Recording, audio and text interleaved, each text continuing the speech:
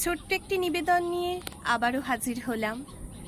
ছোট্ট আমার মেয়ে সঙ্গিনীদের ডাক শুনতে পেয়ে সিঁড়ি দিয়ে নিচের তলায় যাচ্ছিল সে নেমে, অন্ধকারে ভয়ে ভয়ে থেমে থেমে।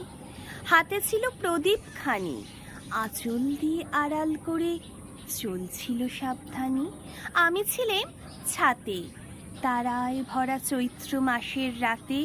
হঠাৎ মেয়ের কান্না শুনে উঠে দেখতে গেলেম ছুটে।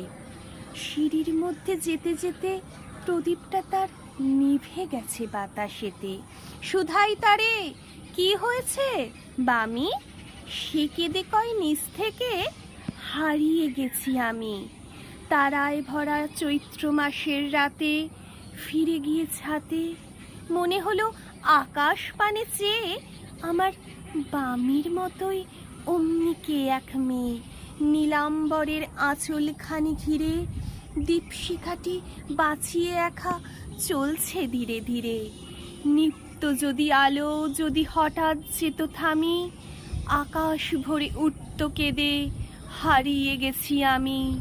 আকাশ ভরে উঠত কেঁদে হারিয়ে গেছি আমি।